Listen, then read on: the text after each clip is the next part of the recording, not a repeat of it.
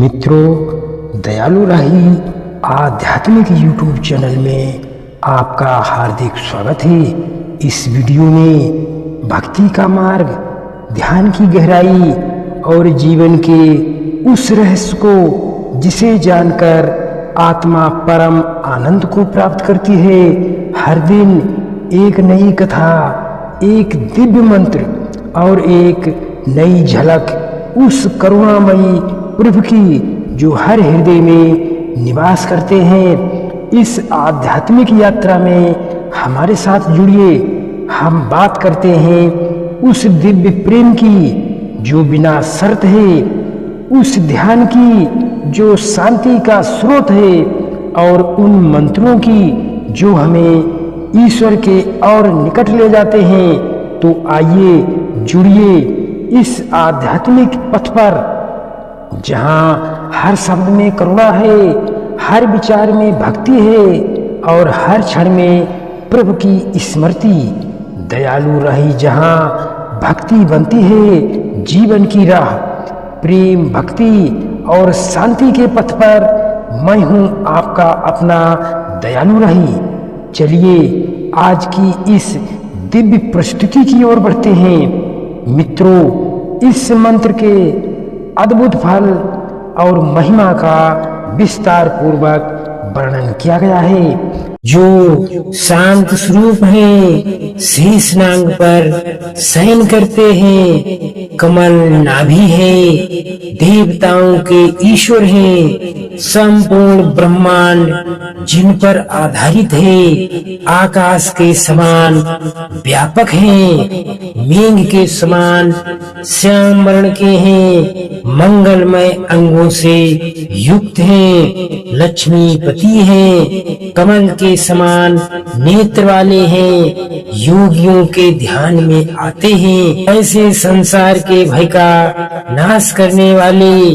संपूर्ण लोकों के स्वामी भगवान विष्णु को मैं नमस्कार करता हूँ। शांताकारं भुजगशयनं पद्मनाभं सुरेशं विश्वाधारं गगनसदृशं मेघवर्णं शुभांगं लक्ष्मीकान्तं कमलनयनं योगिभिर्ध्यानगम्यं वन्दे विष्णुं भवभयहरं सर्वलोकैकनाथं। शान्ताकारं भुजगशयनं पद्मनाभं सुरेशं विश्वाधारं गगनसदृशं मेघवर्णं शुभांगं लक्ष्मीकान्तं कमलनयनं योगिभिर्ध्यानगम्यं वन्दे विष्णुं भवभयहरं सर्वलोकैकनाथं। शान्ताकारं भुजगशयनं पद्मनाभं सुरेशं विश्वाधारं गगनसदृशं मेघवर्णं शुभांगं लक्ष्मीकान्तं कमलनयनं योगिभिर्ध्यानगम्यं वन्दे विष्णुं भवभयहरं सर्वलोकैकनाथं। शान्ताकारं भुजगशयनं पद्मनाभं सुरेशं विश्वाधारं गगनसदृशं मेघवर्णं शुभांगं लक्ष्मीकान्तं कमलनयनं योगिभिर्ध्यानगम्यं वन्दे विष्णुं भवभयहरं सर्वलोकैकनाथं। शान्ताकारं भुजगशयनं पद्मनाभं सुरेशं विश्वाधारं गगनसदृशं मेघवर्णं शुभांगं लक्ष्मीकान्तं कमलनयनं योगिभिर्ध्यानगम्यं वन्दे विश्वम्भवभयहरं सर्वलोकैकनाथं शान्ताकारं भुजगशयनं पद्मनाभं सुरेशं विश्वाधारं गगनसदृशं मेघवर्णं शुभांगं लक्ष्मीकान्तं कमलनयनं योगिभिर्ध्यानगम्यं वन्दे विश्वम्भवभयहरं सर्वलोकैकनाथं शान्ताकारं भुजगशयनं पद्मनाभं सुरेशं विश्वाधारं गगनसदृशं मेघवर्णं शुभांगं लक्ष्मीकान्तं कमलनयनं योगिभिर्ध्यानगम्यं वन्दे विश्वम्भवभयहरं सर्वलोकैकनाथं शान्ताकारं भुजगशयनं पद्मनाभं सुरेशं विश्वाधारं गगनसदृशं मेघवर्णं शुभांगं लक्ष्मीकान्तं कमलनयनं योगिभिर्ध्यानगम्यं वन्दे विश्वम्भवभयहरं सर्वलोकैकनाथं शान्ताकारं भुजगशयनं पद्मनाभं सुरेशं विश्वाधारं गगनसदृशं मेघवर्णं शुभांगं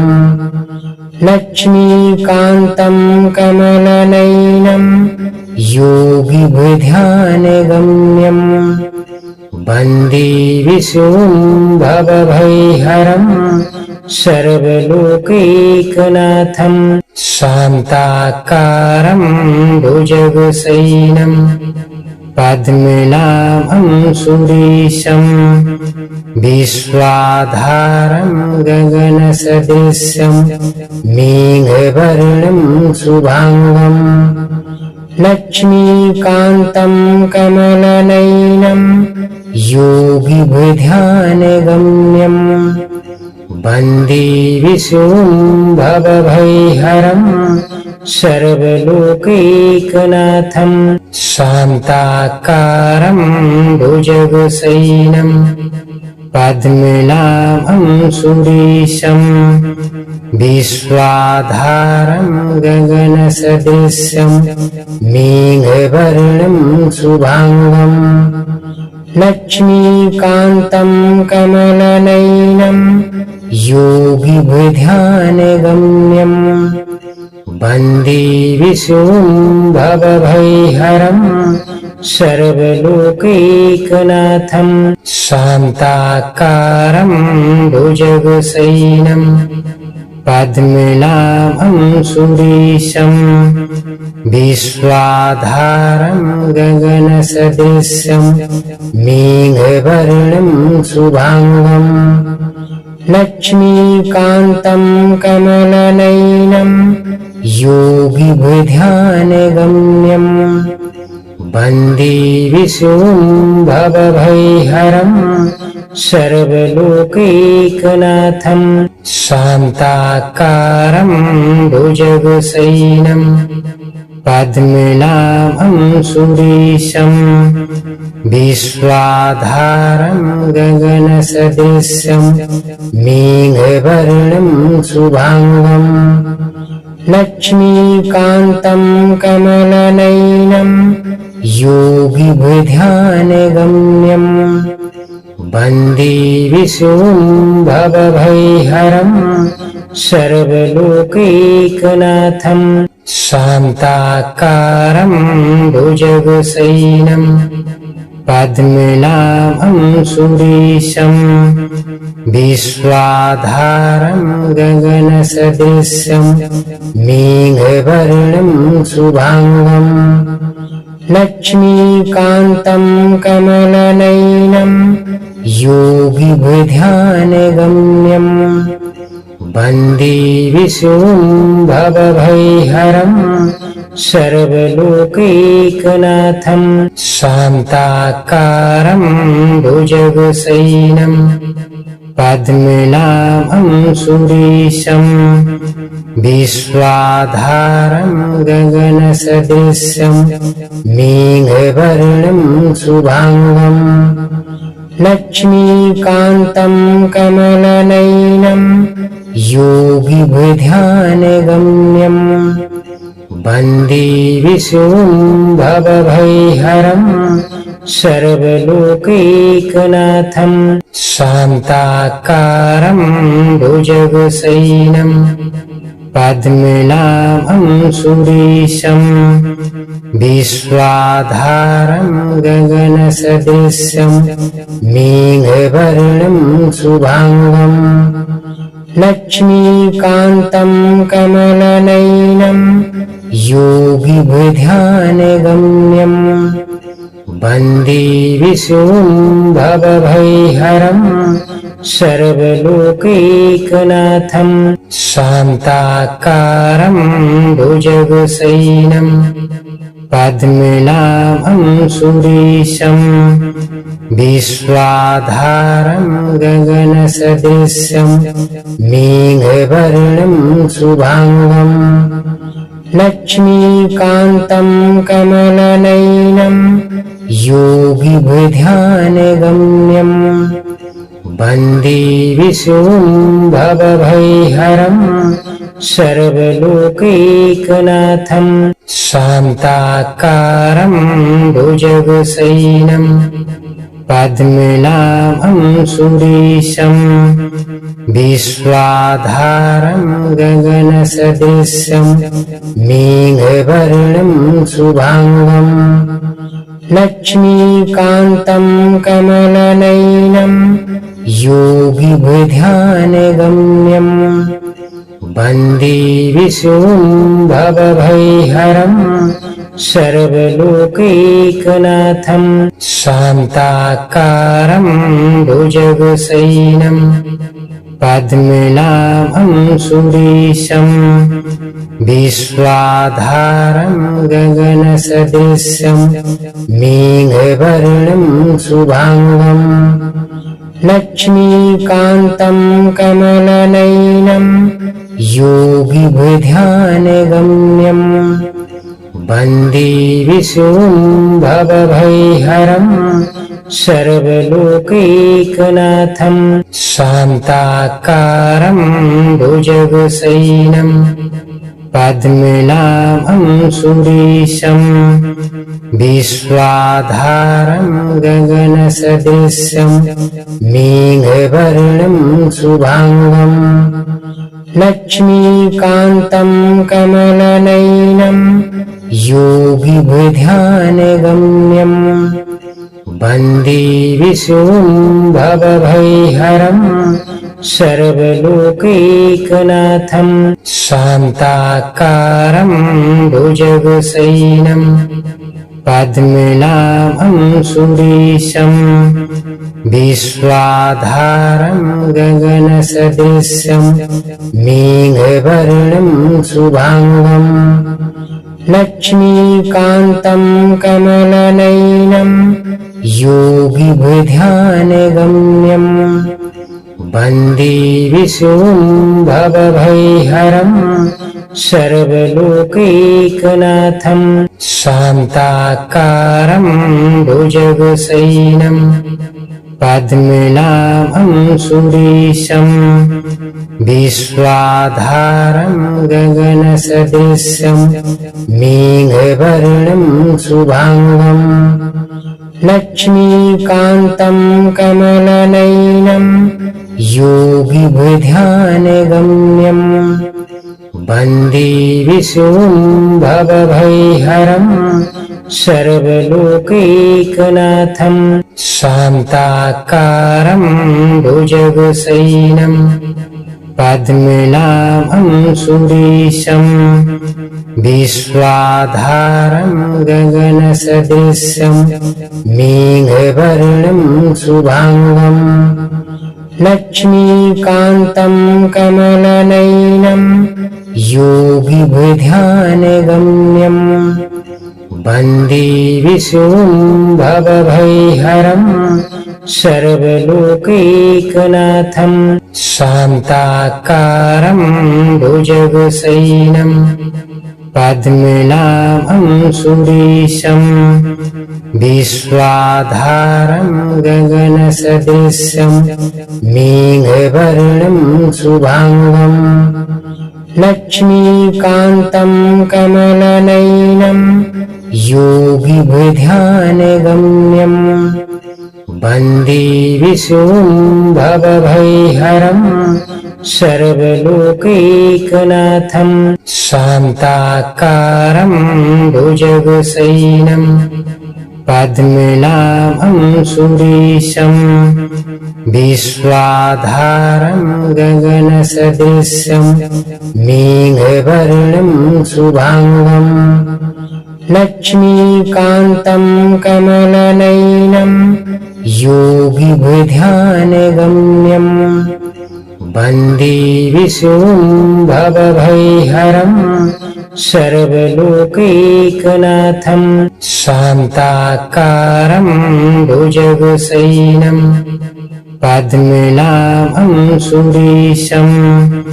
विश्वाधारं गगनसदृशं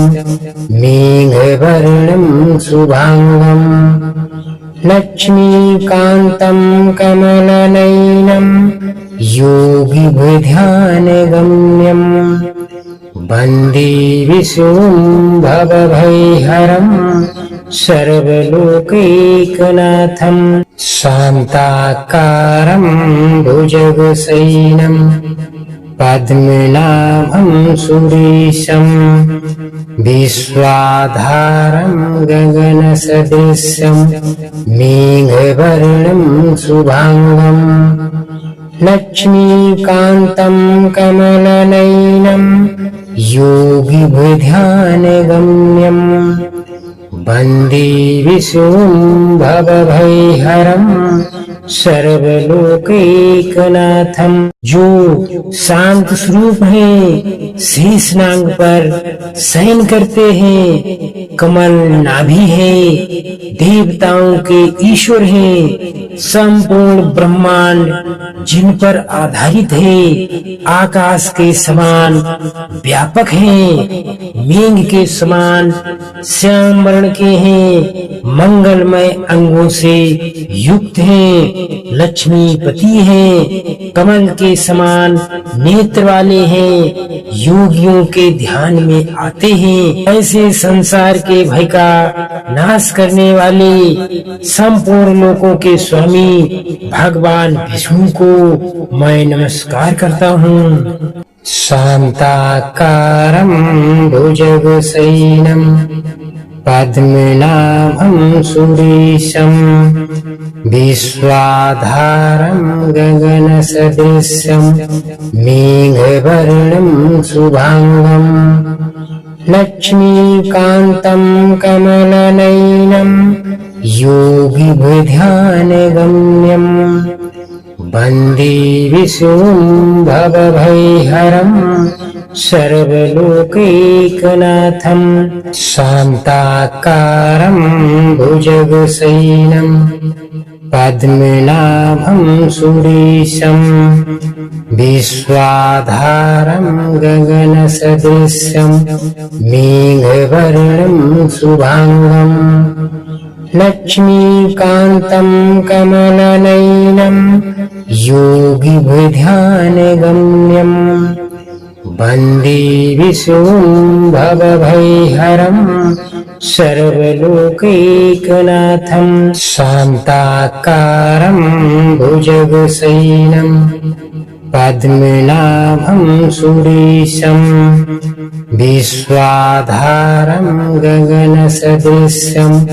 मेघवर्णं शुभांगं लक्ष्मीकान्तं कमलनयनं योगिभिध्यानगम्यं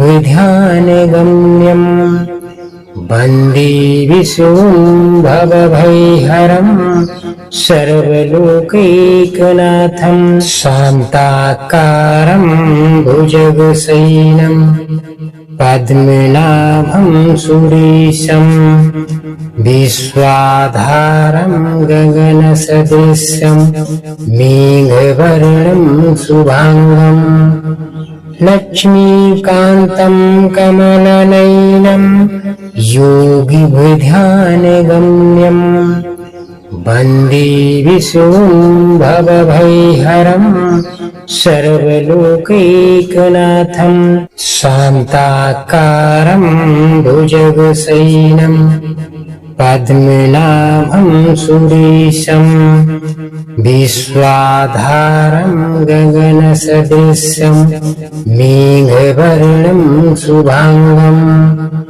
लक्ष्मीकान्तं कमलनयनं योगिभिध्यानगम्यं वन्दे विष्णुं भवभयहरं सर्वलोकैकनाथं शान्ताकारं भुजगशयनं पद्मनाभं सुरेशं विश्वाधारं गगनसदृशं मेघवर्णं शुभांगं लक्ष्मीकान्तं कमलनयनं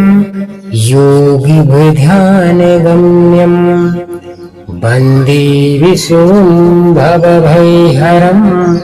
सर्वलोकैकनाथं शान्ताकारं भुजगशयनं पद्मनाभं सुरेशं विश्वाधारं गगनसदृशं मेघवर्णं शुभांगं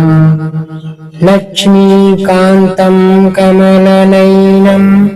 योगिभिध्यानगम्यं वन्दे विष्णुं भवभयहरं सर्वलोकैकनाथं शान्ताकारं भुजगशयनं पद्मनाभं सुरेशं विश्वाधारं गगनसदृशं मेघवर्णं शुभांगं लक्ष्मीकान्तं कमलनयनं योगिभिध्यानगम्यं वन्दे विष्णुं भवभयहरं सर्वलोकैकनाथं शान्ताकारं भुजगशयनं पद्मनाभं सुरेशं विश्वाधारं गगनसदृशं मेघवर्णं शुभांगं लक्ष्मीकान्तं कमलनयनं योगिभिध्यानगम्यं वन्दे विष्णुं भवभयहरं सर्वलोकैकनाथं शान्ताकारं भुजगशयनं पद्मनाभं सुरेशं विश्वाधारं गगनसदृशं मेघवर्णं शुभांगं लक्ष्मीकान्तं कमलनयनं योगिभिध्यानगम्यं वन्दे विष्णुं भवभयहरं सर्वलोकैकनाथं शान्ताकारं भुजगशयनं पद्मनाभं सुरेशं विश्वाधारं गगनसदृशं मेघवर्णं शुभांगं लक्ष्मीकान्तं कमलनयनं योगिभिध्यानगम्यं वन्दे विश्वम्भवभयहरं सर्वलोकैकनाथं शान्ताकारं भुजगशयनं पद्मनाभं सुरेशं विश्वाधारं गगनसदृशं मेघवर्णं शुभांगं लक्ष्मीकान्तं कमलनयनं योगिभिध्यानगम्यं वन्दे विश्वम्भवभयहरं सर्वलोकैकनाथं शान्ताकारं भुजगशयनं पद्मनाभं सुरेशं विश्वाधारं गगनसदृशं मेघवर्णं शुभांगं लक्ष्मीकान्तं कमलनयनं योगिभिध्यानगम्यं वन्दे विश्वम्भवभयहरं सर्वलोकैकनाथं शान्ताकारं भुजगशयनं पद्मनाभं सुरेशं विश्वाधारं गगनसदृशं मेघवर्णं शुभांगं लक्ष्मीकान्तं कमलनयनं योगिभिध्यानगम्यं वन्दे विश्वम्भवभयहरं सर्वलोकैकनाथं शान्ताकारं भुजगशयनं पद्मनाभं सुरेशं विश्वाधारं गगनसदृशं मेघवर्णं शुभांगं लक्ष्मीकान्तं कमलनयनं योगिभिध्यानगम्यं वन्दे विश्वम्भवभयहरं सर्वलोकैकनाथं शान्ताकारं भुजगशयनं पद्मनाभं सुरेशं विश्वाधारं गगनसदृशं मेघवर्णं शुभांगं लक्ष्मीकान्तं कमलनयनं योगिभिध्यानगम्यं वन्दे विश्वम्भवभयहरं सर्वलोकैकनाथं शान्ताकारं भुजगशयनं पद्मनाभं सुरेशं विश्वाधारं गगनसदृशं मेघवर्णं शुभांगं लक्ष्मीकान्तं कमलनयनं योगिभिध्यानगम्यं वन्दे विश्वम्भवभयहरं सर्वलोकैकनाथं शान्ताकारं भुजगशयनं पद्मनाभं सुरेशं विश्वाधारं गगनसदृशं मेघवर्णं शुभांगं लक्ष्मीकान्तं कमलनयनं योगिभिध्यानगम्यं वन्दे विश्वम्भवभयहरं सर्वलोकैकनाथं शान्ताकारं भुजगशयनं पद्मनाभं सुरेशं विश्वाधारं गगनसदृशं मेघवर्णं शुभांगं लक्ष्मीकान्तं कमलनयनं योगिभिध्यानगम्यं वन्दे विश्वम्भवभयहरं सर्वलोकैकनाथं शान्ताकारं भुजगशयनं पद्मनाभं सुरेशं विश्वाधारं गगनसदृशं मेघवर्णं शुभांगं लक्ष्मीकान्तं कमलनयनं योगिभिध्यानगम्यं वन्दे विशुम्भवभयहरं सर्वलोकैकनाथं शान्ताकारं भुजगशयनं पद्मनाभं सुरेशं विश्वाधारं गगनसदृशं मेघवर्णं शुभांगं लक्ष्मीकान्तं कमलनयनं योगिभिध्यानगम्यं वन्दे विशुम्भवभयहरं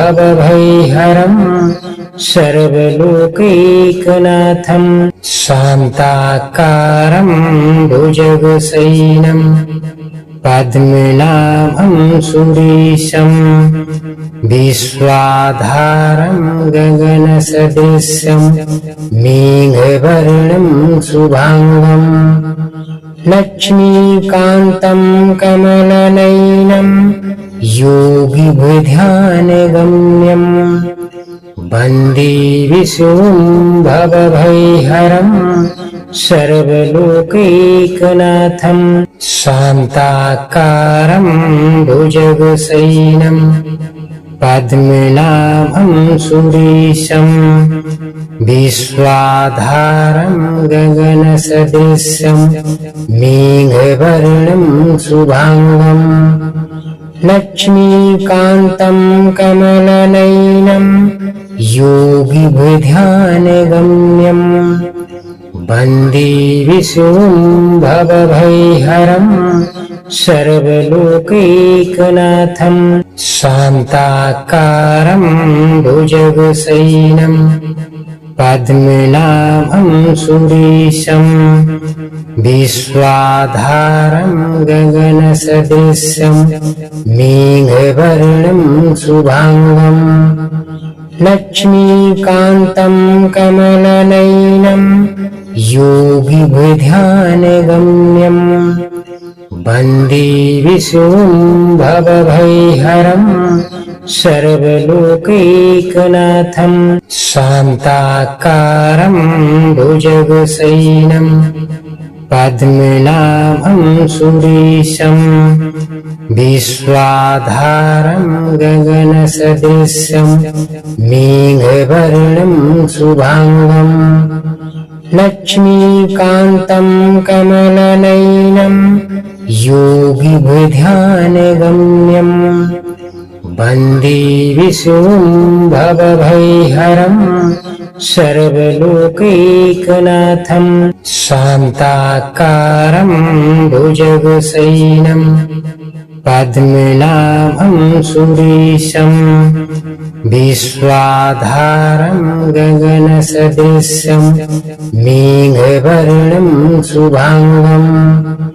लक्ष्मीकान्तं कमलनयनं योगिभिध्यानगम्यं वन्दे विशुम्भवभयहरं सर्वलोकैकनाथं शान्ताकारं भुजगशयनं पद्मनाभं सुरेशं विश्वाधारं गगनसदृशं मेघवर्णं शुभांगं लक्ष्मीकान्तं कमलनयनं योगिभिध्यानगम्यं वन्दे विशुम्भवभयहरं सर्वलोकैकनाथं